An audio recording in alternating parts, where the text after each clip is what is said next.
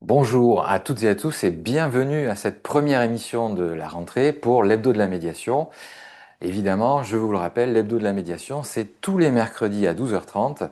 Nous reprenons des sujets d'actualité concernant la médiation, évidemment, mais aussi il y a des éléments de concept, donc les outils et les méthodes de la médiation professionnelle sont abordés lors de ces différentes émissions et aujourd'hui donc, c'est la première de la saison.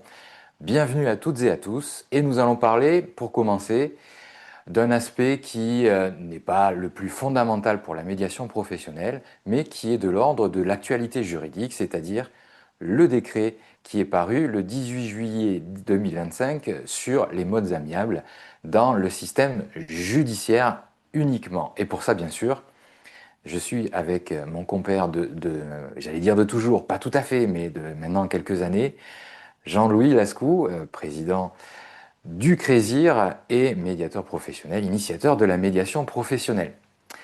Et donc ce décret, tu l'as passé à la moulinette et on en a discuté et effectivement, jusqu'à maintenant, tout ce qui a été dit dessus, eh bien on s'aperçoit qu'en fait, il y a beaucoup plus intéressant à produire par rapport à ce décret, même s'il n'est pas fondamental. Alors, oui, bonjour à tous. Donc, c'est vrai que c'est pas fondamental. C'est un décret qui vient rajouter du texte à du texte, hein. C'est des juristes encore qui se mêlent de quelque chose qu'ils maîtrisent mal, qui est la médiation d'une manière générale.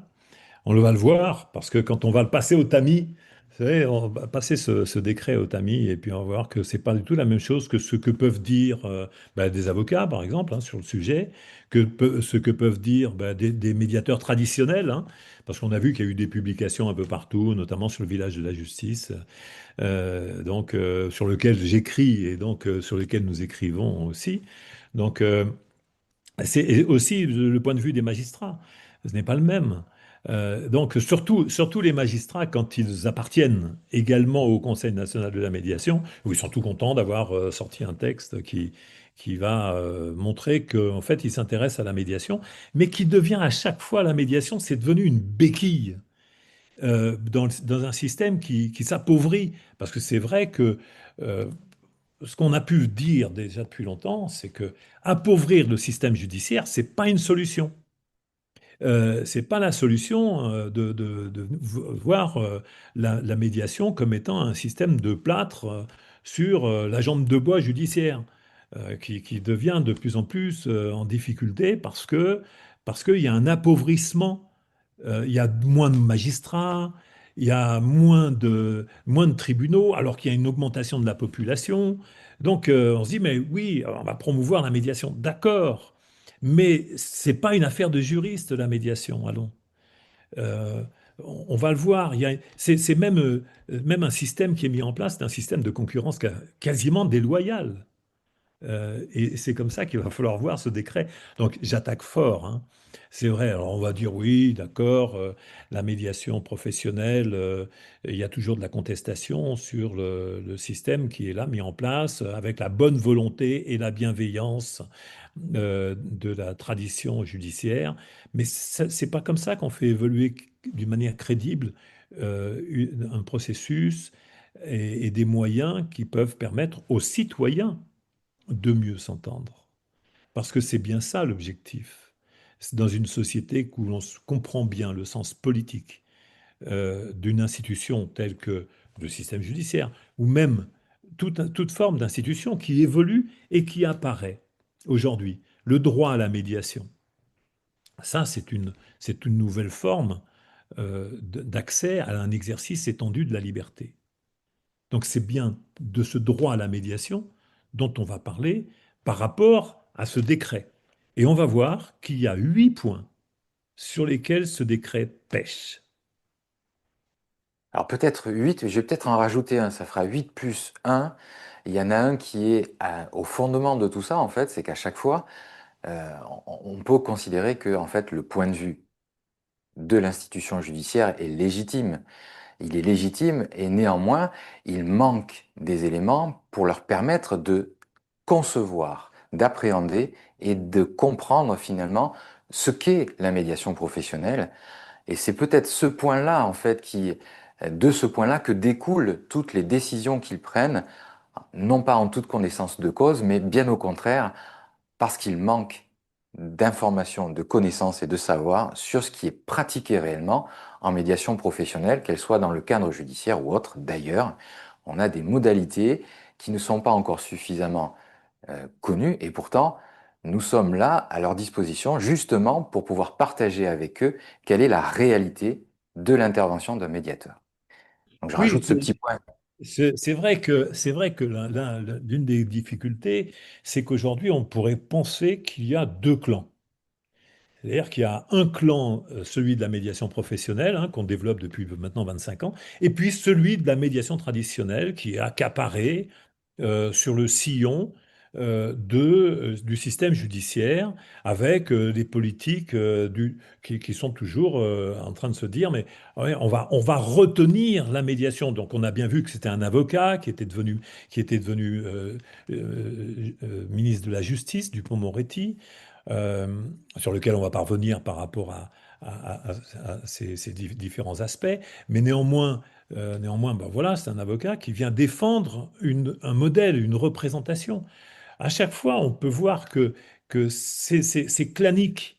Et ça pose problème quand même. Parce que même si au Conseil national de la médiation, il y a eu plusieurs personnes qui ont suivi la formation de l'EPMN, qui ont intégré ce dispositif, en fait, l'objectif, ça a été de maintenir une représentation juridique de la démarche processuelle de la médiation. C'est comme quand on était allé voir la vice-présidente du Parlement européen pour défendre l'idée de la médiation, où j'avais dit, ben en fait, attendez, la médiation, c'est pas une procédure, c'est un processus structuré. Et quand j'avais parlé de processus structuré, je parlais bien évidemment du processus structuré de la médiation professionnelle et qui fait que on sait parfaitement qu'un processus structuré, c'est pas un entretien individuel et puis des réunions. Ça, c'est ridicule. C'est le processus structuré qui permet aux personnes de réfléchir et de changer de posture et de réfléchir autrement et d'aller vers trois types d'issues sur un accord. Donc c'est vrai, Jérôme, l'un des premiers points, c'est de bien comprendre ce que c'est que la médiation professionnelle. Le deuxième point, puisqu'on en a huit quand même après, c'est donc de regarder ce qu'on peut appeler une exigence envers la médiation hein, versus l'exigence envers la justice étatique. Je l'ai abordé là. C'est-à-dire qu'il y a une asymétrie de légitimité. Quand on parle de médiation, généralement, on parle dans le monde judiciaire, on parle de réussite de la médiation. Est-ce que votre médiation va réussir? Est-ce que le médiateur est compétent pour faire en sorte que ça réussisse? Mais je dirais, si ce tamis était utilisé par rapport au système judiciaire lui-même, ben, il n'y aurait plus de procédure, hein. Parce qu'on perd toute crédibilité, parce qu'il y a tellement, en première instance, puis appel, puis recours, cassation, et puis retour donc devant le tribunal. Alors on commence par un référé, ça va pas au référé, on va au fond, etc. Donc il y a un ensemble de procédures hallucinantes qui font que c'est cet ensemble de procédures complètement, je disais, hallucinant, fait qu'il y a une dissymétrie forte entre l'exigence qui est posée sur la médiation, qui doit réussir tout de suite. En 5 6 mois, paf, ça doit être bouclé. Et bien bouclé, parce que sinon, c'est la crédibilité de la médiation qui est mise en cause. Mais alors on arrive avec la médiation sur une instrumentation qui est déjà en échec, non pas sur 1 an, non pas sur 2 ans, non pas sur 3 ans, non pas sur 4 ans, non pas sur 5 ans, non pas sur 7 ans, parfois 10 ans, parfois 30 ans. Non mais c'est quand même hallucinant de faire en sorte que le système de médiation soit mis sous la tutelle d'une autorité judiciaire qui est confrontée à un échec, je dirais, culturellement dramatique. Non, ça, il faut quand même bien comprendre, et ça serait important que sur le plan politique, il y ait une réflexion approfondie sur ce qui fait la caractéristique de la médiation par rapport à tous les systèmes d'autorité qui sont mis en place. La médiation n'est pas au service de systèmes d'autorité. On le voit, ça ne marche pas déjà quand on pense en médiation politique, que, je veux dire internationale, on y reviendra lors du symposium. Eh bien, quand on place la médiation sous un système d'autorité, c'est l'échec. Eh bien, en médiation civile, c'est pareil. C'est l'échec.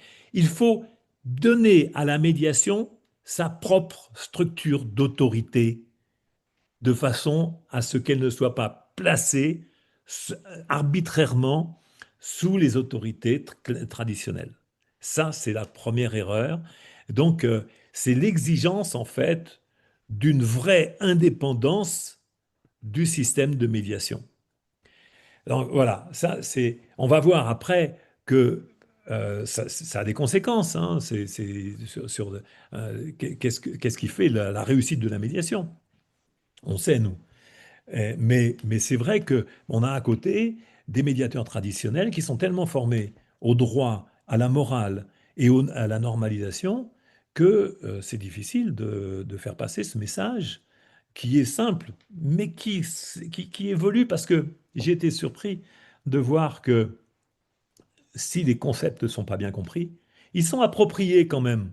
On voit que, par exemple, Fabrice Vert, qui a écrit des articles sur le sujet, parce qu'il est magistrat et donc au Conseil national de la médiation, et puis vraiment très très fervent défenseur de la judiciarisation de la médiation, eh bien en fait, il utilise le concept de droit à la médiation, peu comme si c'était quelque chose de nouveau. Et puis ils sont tous alignés sur l'idée que oui, ben, finalement, la médiation, ça devient une profession. Mais c'est toujours une profession sous haute tutelle. Donc on va voir que c'est pas sans conséquence. Donc il y a un deuxième point, Jérôme, c'est c'est le Et deuxième oui, point, c'est la confusion aussi, encore une fois, une autre confusion. ouais.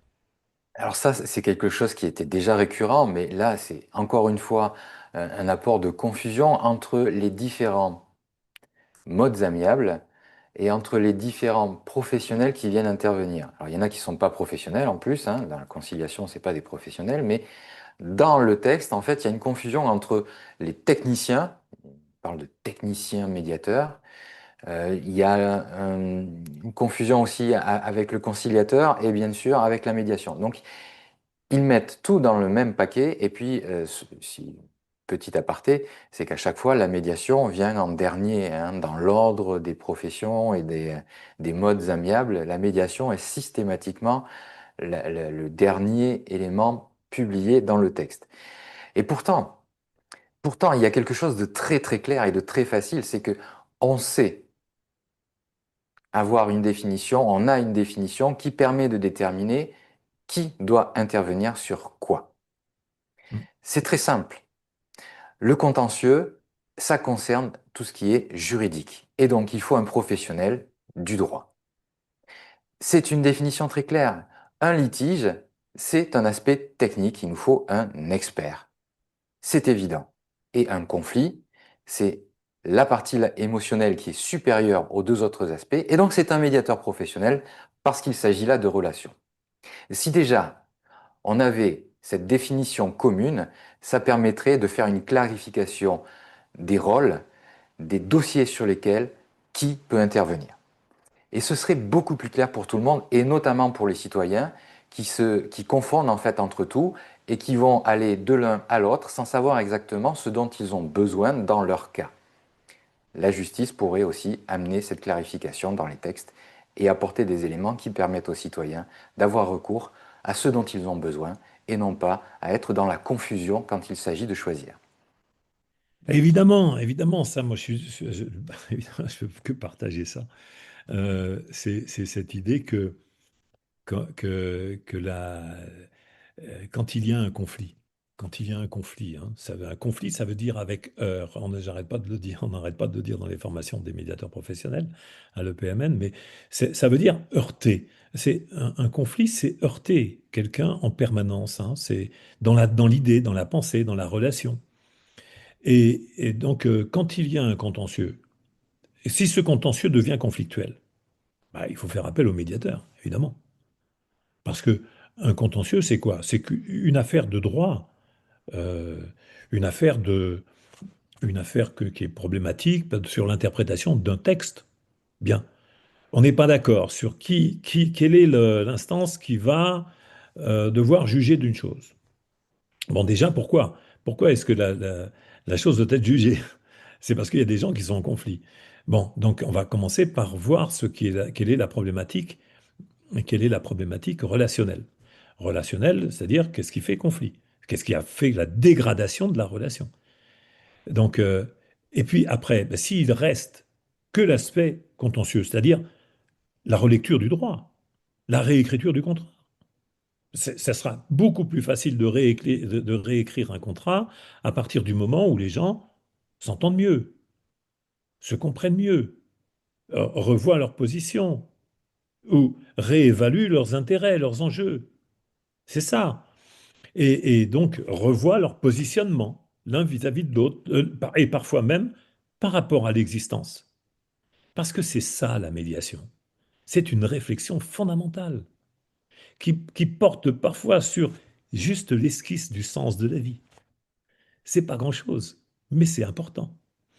Donc pourquoi je suis en relation avec quelqu'un? Quel est le sens de ça?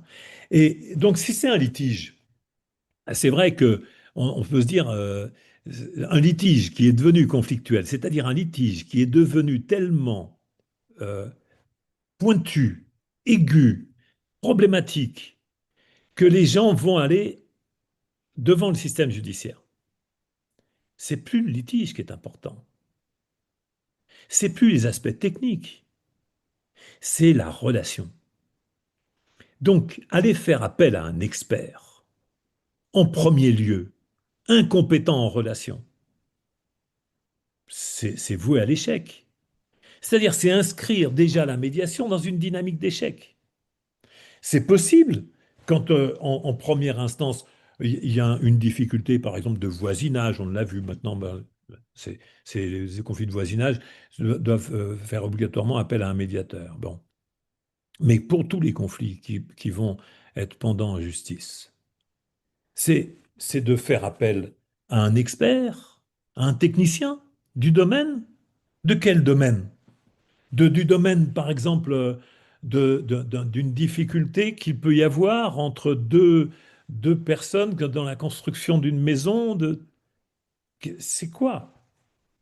On va faire appel aux techniciens alors que les gens sont dans une relation tellement envenimée que tous les bons conseils de technique ne permettront pas de résoudre le différend. C'est ça qu'il faut voir. C'est que c'est pas le technicien qu'il faut faire venir. C'est le spécialiste de la relation. C'est pas un moralisateur. C'est pas quelqu'un qui va venir avec le droit en disant attention, si ça continue. Les gens, ils s'en foutent. Ils sont capables de tenir pendant 30 ans de procédure, tellement ils sont pas contents. C'est donc un spécialiste de la qualité relationnelle. Dites-vous bien ça.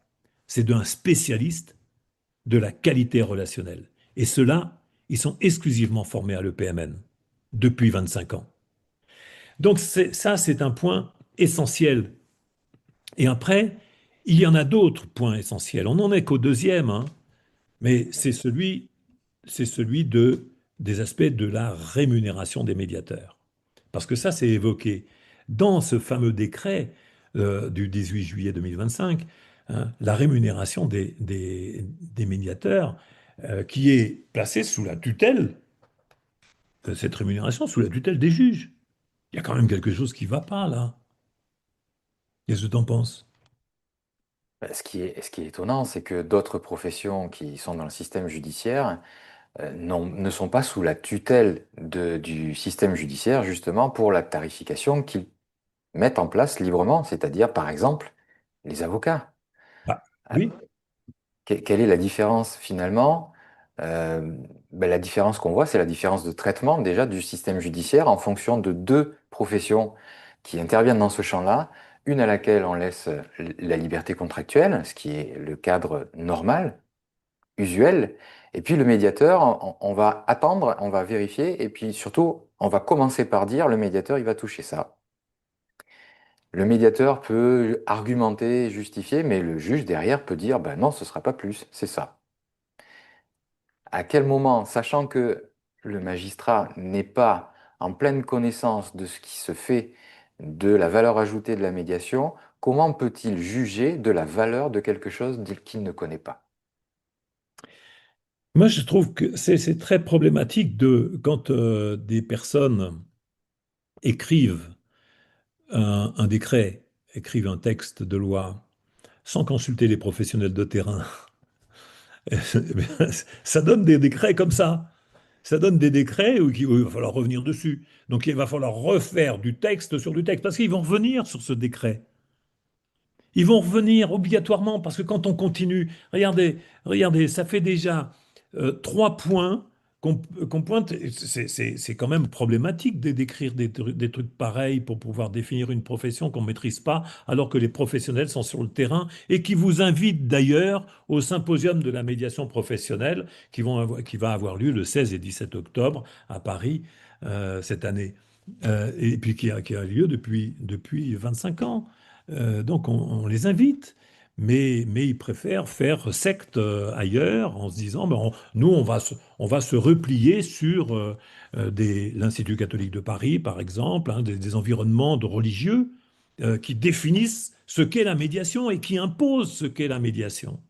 Alors que c'est pas du tout, c'est une médiation moralisatrice. C'est une médiation qui est enfermée, qui est soumise à des formes d'autorité. Parce que c'est une forme, c'est ça, le principe, c'est placer la médiation sous une forme d'autorité.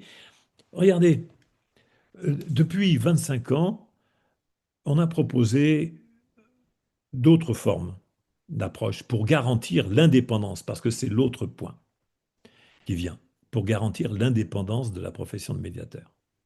C'est pas simple. Parce qu'on se dit, mais comment une profession émergente comme ça peut être une profession satellite? C'est ça qui fait peur, hein. Une profession satellite comme ça qui peut se dire, mais comment on peut être sûr? Eh bien, regardez comment fonctionne la CPMN. Extraordinaire. C'est une instrumentation super qui fait que ça fonctionne bien. Mais la CPMN fonctionne selon des principes qui sont assez étonnants. Parce que c'est une modélisation. On s'est intéressé à toutes les structures qui existent, qu'elles soient institutionnelles ou non. Et une des structures qui nous a le plus intéressés, c'était la structure des journalistes. Regardez, pour pouvoir exercer en tant que journaliste, eh bien, il faut avoir une carte. Donc, mais on peut être indépendant et ne pas avoir de carte. On peut être journaliste sans avoir de carte. Mais cela dit, si on veut se faire reconnaître institutionnellement, eh bien, on peut avoir une carte. Alors, cette carte, elle est délivrée par qui? Eh bien, elle est délivrée par une instance qui garantit l'indépendance des journalistes. Eh bien, la CPMN fonctionne de cette manière-là. C'est une institution privée, tandis que l'institution des journalistes pose quelques petits problèmes quand même sur la délivrance des cartes. Mais cela dit, c'est quand même une pensée. C'est pas un ordre. Il n'y a pas un ordre des journalistes, hein. Et c'est ça qui est intéressant. C'est-à-dire que c'est pas ordinal. Parce que quand on voit bien qu'il y a, comme je disais, le Conseil national de la médiation. Ben c'est un regroupement de personnes qui pensent de la même manière. Même les personnes qui sont issues de notre formation, qui ont été appelées dans cet environnement, ben, en fait, je vous dis, c'est que des personnes des professions ordinales. Quand même incroyable. C'est-à-dire que notaires, huissiers, avocats, qui sont issus de notre formation, ben, c'est quand même des personnes qui sont issues, qui sont liées à des professions ordinales, et donc qui ont été enfermées dans un modèle de pensée, en l'occurrence, et oui, qui y sont re-rentrées. Donc elles n'ont pas elles n'ont pas porté la voix de la profession de médiateur. Elles se sont limitées à la représentation de ce qu'est la médiation sous la tutelle d'une autorité. Là, Je dis, il est possible d'avoir, avec, avec la reconnaissance des institutions des médiateurs, et moi je suis tout à fait favorable à ce que, et nous, quand je dis moi, mais peux dire que tous les médiateurs professionnels sont tout à fait favorables à ce qu'il y ait différentes instances qui soient reconnues, mais qu'on sache vraiment qui elles sont.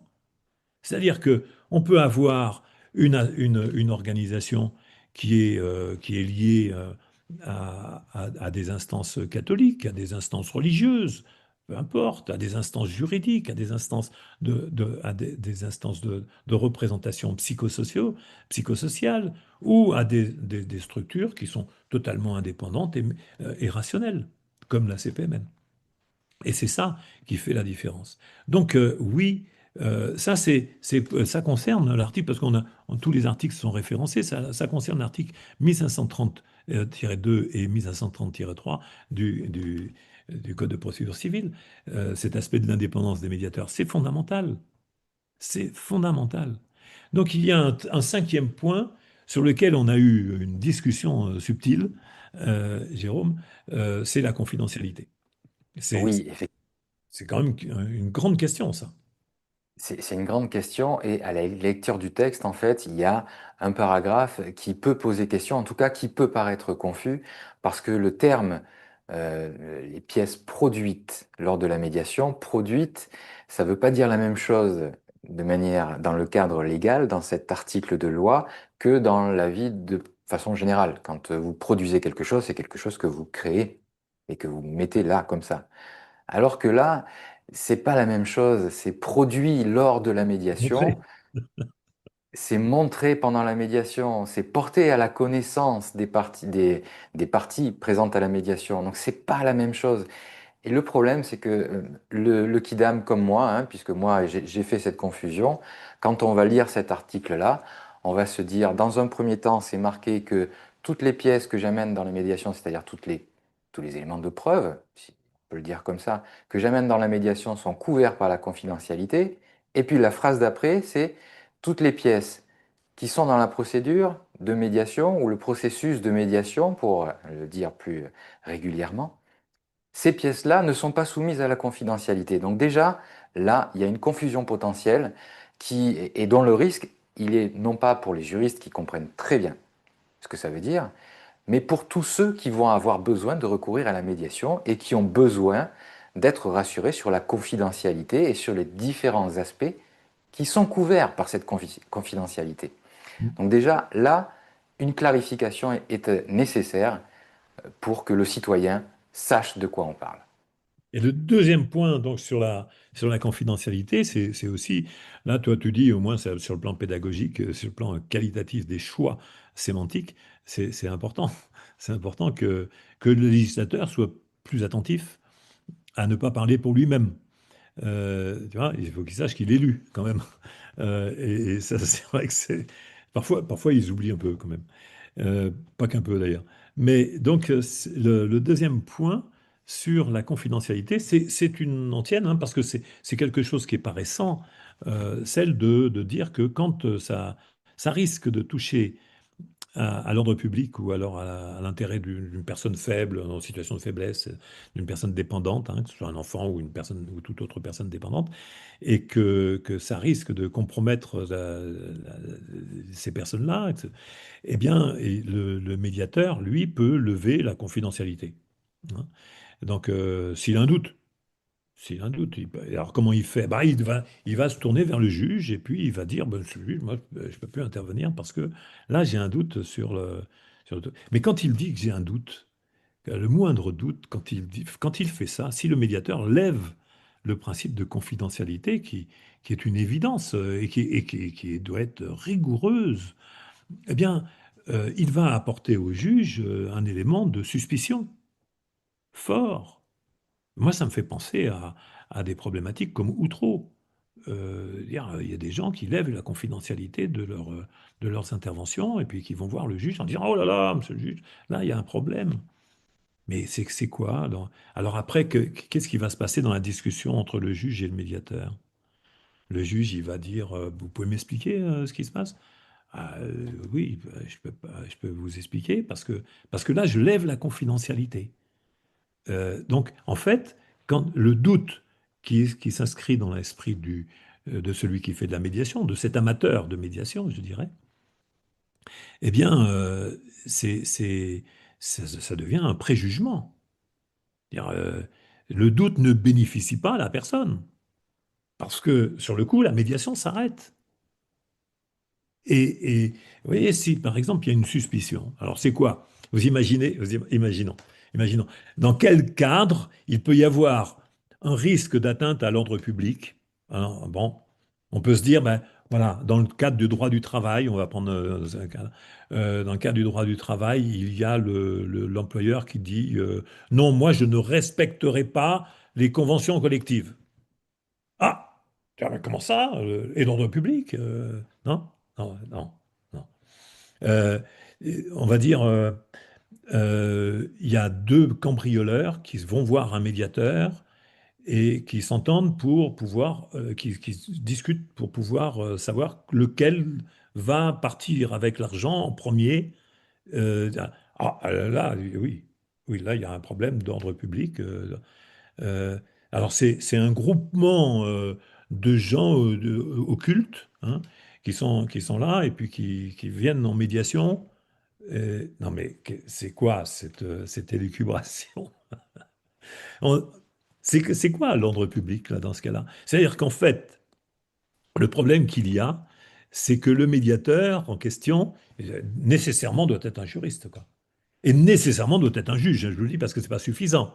Parce que juriste, c'est une chose. Mais il faut qu'il apprécie, lui, si vraiment l'ordre public peut être en cause. Et s'il a un doute, alors il va voir un autre de ses confrères. Non, vous voyez, c'est compliqué quand même. Déjà, c'est pas simple cette situation de dire que dans l'article 1528 3 du Code de procédure civile, eh bien, le médiateur pourrait lever la confidentialité.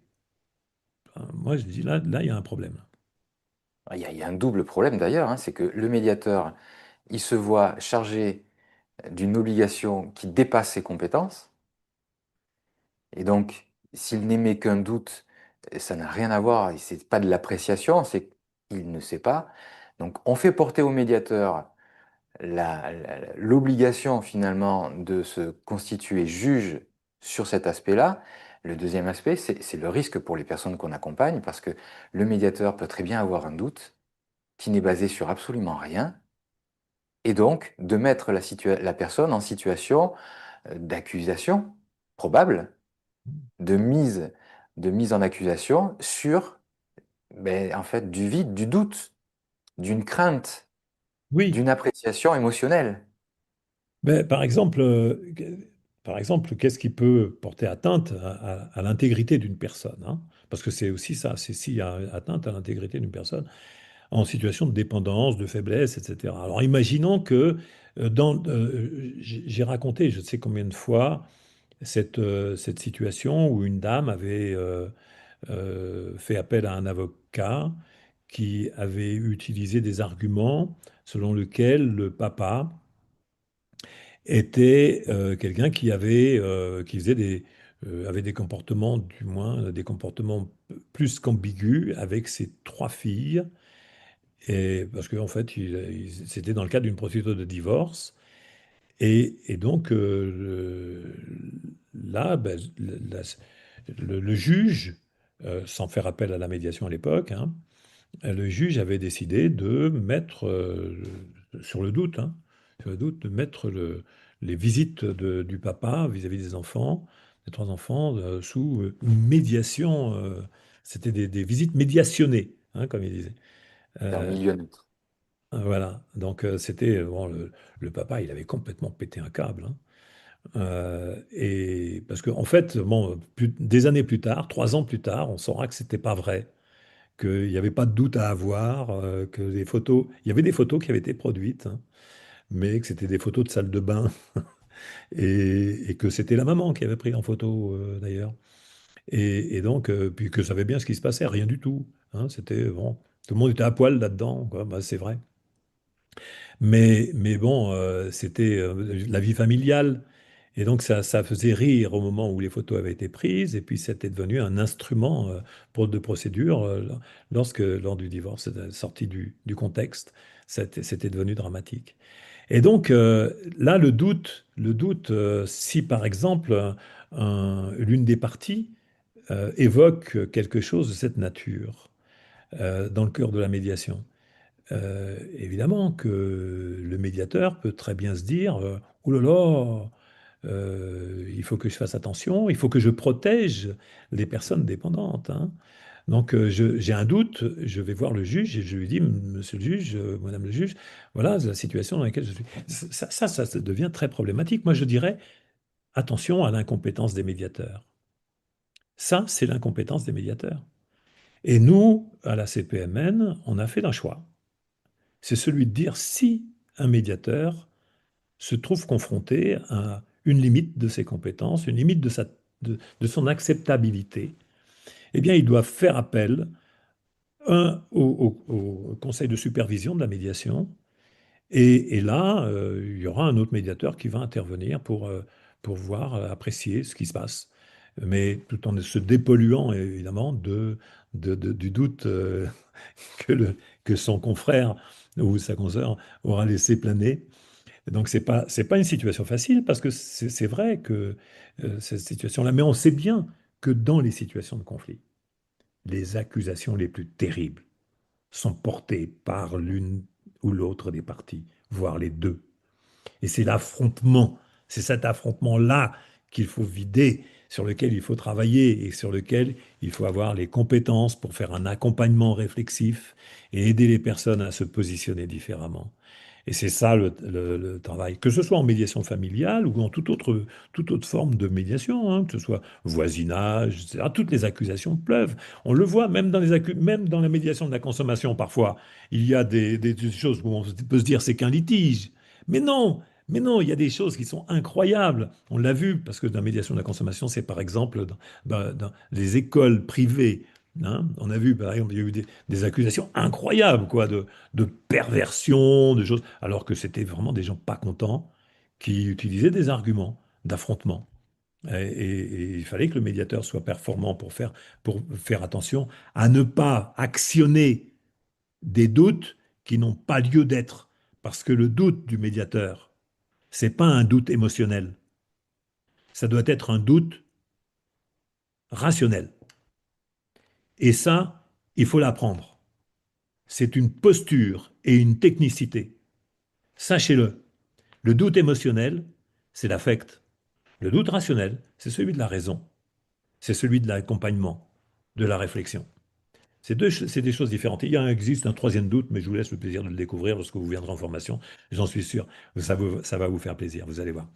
Donc il y a maintenant, ça on a travaillé l'article 1528.3 du Code de procédure civile, hein, c'était quand même pas rien, cet aspect-là. Et il y a encore deux autres, non, trois autres points. Euh, Oui. Et le point d'après, en fait, il y a quelque chose d'intéressant dans ce point-là, ben qui est oui, de considérer que une personne qui refuse d'aller en médiation ou de rencontrer le médiateur pourrait avoir des conséquences financières. L'idée, elle est bien, le parce que là, business. c'est le droit à la médiation qui est là acté en disant, ben, si vous n'y allez pas, ça a des conséquences. Il y a un droit, un devoir. Sauf que ce qui est prévu, c'est une amende civile, Eh oui. jusqu'à 10 000 € quand même, hein. Donc, vous avez le juge qui vous dit, qui vous enjoint à aller en médiation, c'est-à-dire rencontrer le médiateur pour une séance d'information sur la médiation. Ah ben non, j'y vais pas. Ah non, ah non, non, j'y vais pas. Très bien, monsieur, vous n'y allez pas, et donc, je peux vous mettre une amende civile qui va jusqu'à 10 000 €. Ah ben Mais, là, j'y vais là. ah, mais c'est trop tard, vous n'y êtes pas allé. Merci. Ça fait 10 000 € pour l'État. Oui. Alors Alors, ce qui bon, est dommage. c'est ça en fait, c'est vraiment, c'est terrible de se dire que l'État ferait du business de la résistance à la médiation.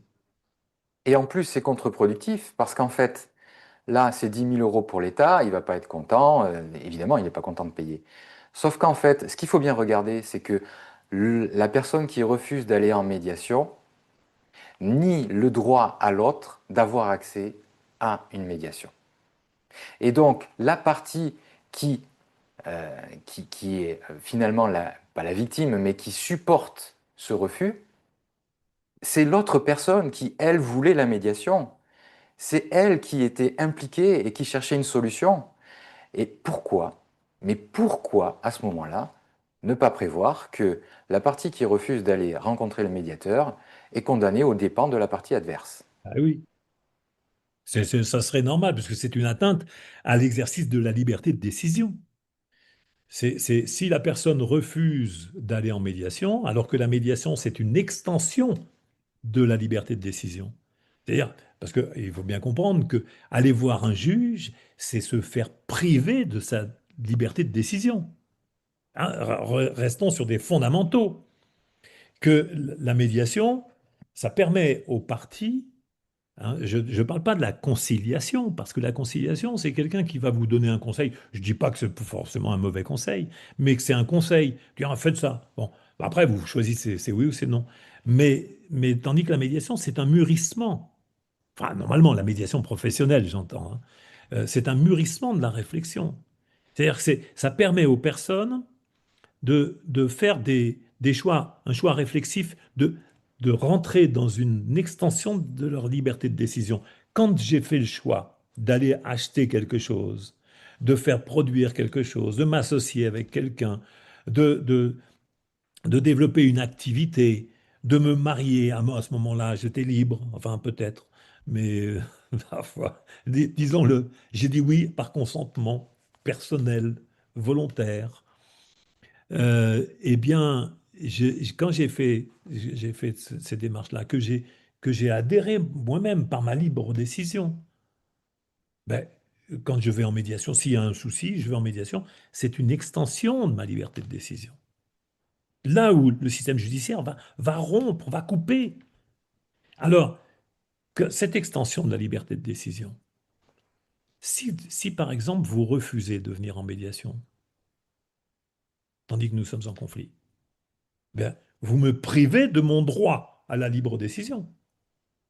Vous vous privez vous-même, mais vous me privez moi aussi de mon droit à la libre décision. Ça, ça ne doit pas bénéficier à l'État. C'est quand même incroyable de faire business sur une privation de liberté. Je trouve il y a quand même quelque chose d'un peu scandaleux de pouvoir imaginer ça, alors que, oui, si vous refusez de venir en médiation, donc vous payez mes dépens, vous payez mon avocat, le meilleur avocat de la place. Oui, c'est ça en fait qui doit être fait. Et puis, il y a un deuxième problème, c'est qu'à ce moment-là, le médiateur, il devient acteur du système judiciaire, puisqu'il va dire, ben non, la partie n'est pas venue. Donc, en quelque sorte, philosophiquement, il perd déjà de l'indépendance, là. Eh oui.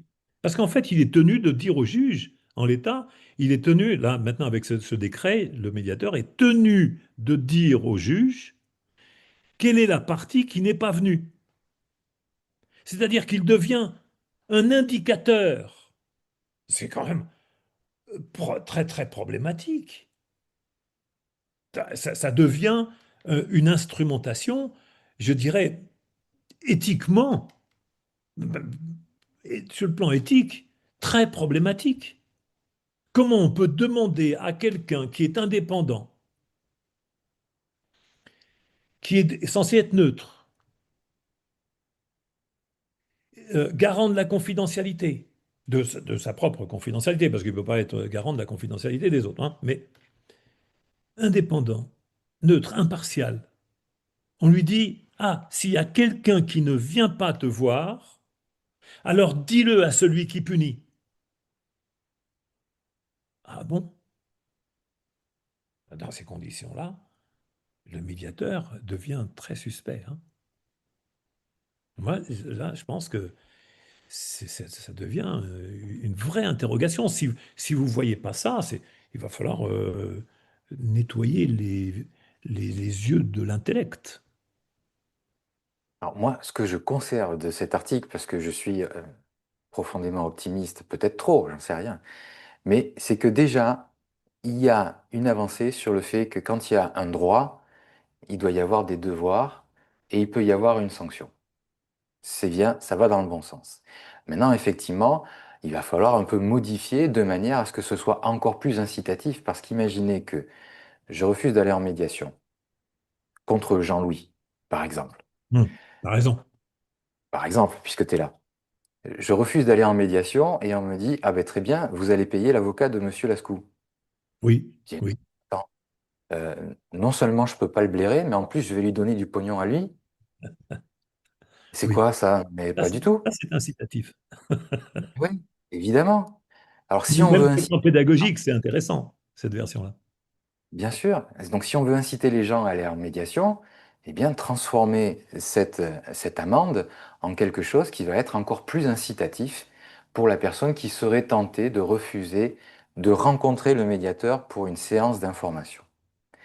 Merci, messieurs, dames les députés, de penser à ça et de faire évoluer. Peut-être suis-je trop optimiste, mais je pense qu'il y a quand même quelque chose à faire et on va y œuvrer. Alors pour la question de la députation, des députés, ça c'est un décret, donc c'est le gouvernement qui prend ce genre de formulation. Et c'est vrai que c'est le Conseil de l'environnement du Conseil national de la médiation d'avoir fait ce boulot qui est fait sans nous concerter. Donc j'espère qu'ils vont finir par voir l'intérêt qu'il y a de nous concerter avant de produire d'autres textes qui nous concernent. Enfin, qui nous concernent. Au demeurant, ça ne change rien à notre existence parce que je peux le dire, hein, on n'en fera rien de ce genre de texte. Et puis les juges, bah, ils voient que bon, c'est des textes qui modifient quelque peu, enfin, parce que il y en a certains qui disent fondamentalement, parce que les juges ne sont plus seulement des conciliateurs, des juges, mais ils deviennent des systèmes d'orientation. Ils vont dire, ah bah, allez voir le médiateur, etc. Et quand, ah, vous n'allez pas voir le médiateur, attention, hein, vous risquez 10 000 balles de sanctions. Voilà, c'est ça, ça fait pas un changement fondamental, parce qu'il le faisait déjà. Donc, plus ou moins, pour certains, pour les plus éveillés. Et donc maintenant, il y a un petit travail à faire sur le plan pédagogique. Mais ça dit, voilà, il y a un dernier point, et j'en parlais au tout début de ce dernier point, c'est le fait que quand on parle de médiation, eh bien, on parle de résultats. Moi, je me souviens, c'est pas nouveau, hein. Je me souviens, j'étais j'étais il y a 25 ans ou 30 ans, euh, je proposais à une société industrielle d'intégrer la médiation comme dispositif interne. Et le DRH était là avec le directeur financier, le directeur juridique. Ils étaient là en train de discuter. C'est une grosse boîte internationale. Qui a déménagé vers le Canada. Là. Je ne sais pas si vous pourrez toujours faire le lien. Et donc, il me dit, mais combien ça me rapporte? Et puis, si ça ne marche pas? Donc, c'est bizarre. Il dit, mais parce que quand vous faites des procédures prud'homales, ça marche. Alors, d'après ce que vous me dites, vous avez plusieurs millions d'euros enfin, on parlait en francs à l'époque, plusieurs millions de francs qui sont coulés par toutes ces procédures. Et comment vous mesurez les résultats de votre satisfaction? Comment vous mesurez ça?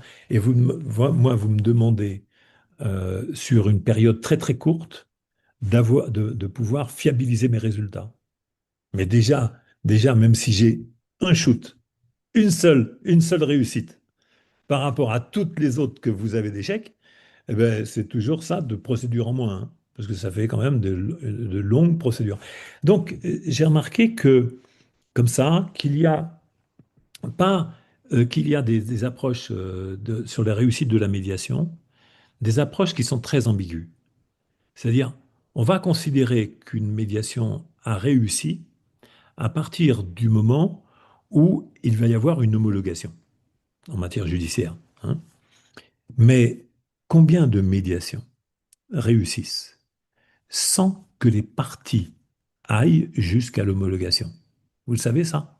Eh bien, justement, vous devriez vous intéresser parce qu'il y en a beaucoup. Ben oui. Du côté des médiateurs professionnels, on déjudiciarise énormément de médiation qui allaient vers le système judiciaire. Vous savez ça? Donc, c'est vrai que c'est intéressant de regarder les choses autrement, de ne pas regarder les choses sous l'angle tout le temps des rapports d'autorité, des rapports de force, des rapports d'échec et de réussite au sens où on considère que quand c'est placé sous une autorité, alors il y a réussite ou il y a échec de la part des autres, de la part de ceux qui font ce qu'on aime bien dire de l'amiable. Donc voilà, l'idée, c'est de donner à la médiation toute son identité, tout son intérêt sociétal. Ça, c'est important parce que la médiation, dans notre société, telle qu'elle évolue, ben, c'est un ensemble de défis. Et je vous le dis, vous allez pouvoir venir au symposium de la médiation professionnelle 16 et 17 octobre 2025 à Paris. Inscrivez-vous. Allez voir, vous faites symposium de la médiation professionnelle.com sur Internet et vous pouvez vous inscrire. Vous verrez que on va aborder ce qui fait vraiment la profession de médiateur. Et ce décret-là, bon, c'est comme le dit Jérôme, on peut toujours se satisfaire de voir que malgré les détournements, les contournements, ben, le droit à la médiation progresse. C'est vrai. C'est vrai qu'on a des réussites. C'est vrai que malgré les formes détournées que prend le droit à la médiation, en fait, à un moment donné, il sera inscrit dans la Constitution, comme je l'ai dit depuis longtemps. Mais ça va venir. Ça va venir, mais pas sous la forme qu'il est actuellement. Il y a des modifications à faire, il y a des changements à faire, et je vous le dis, il faut arrêter de mettre la médiation sous la tutelle du système judiciaire. Ça, c'est décisif, c'est essentiel, hein, parce que d'ailleurs, elle ne sera pas que judiciaire, puisque la médiation est avant tout dans le monde civil. On le voit dans le monde du travail, on le voit partout. Donc, il faut revoir ces instances qui s'accaparent abusivement la médiation. Et nous en arrivons à la fin de cette émission de rentrée, on va l'appeler comme ça. Alors juste pour reprendre un tout petit peu, c'est que tu as dit le site du symposium, en fait, c'est symposiumdelamédiation.com, tout simplement. Donc vous pouvez aller sur le site qui est juste à ma gauche et aller vous inscrire pour participer à cette édition. Il y en a une tous les ans, donc si celle-ci, vous ne pouvez pas y assister en présentiel, ce sera peut-être la prochaine fois, et vous pouvez même le faire en distanciel. On en vient à la conclusion finale. Merci à toutes et à tous de nous avoir suivis.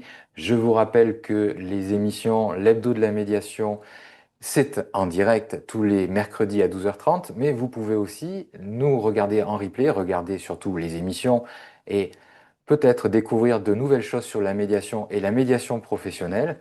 Soyez tous les bienvenus sur mediateur.tv et on vous donne rendez-vous évidemment en octobre pour notre symposium annuel. Merci à toutes et à tous. À la semaine prochaine. Au revoir.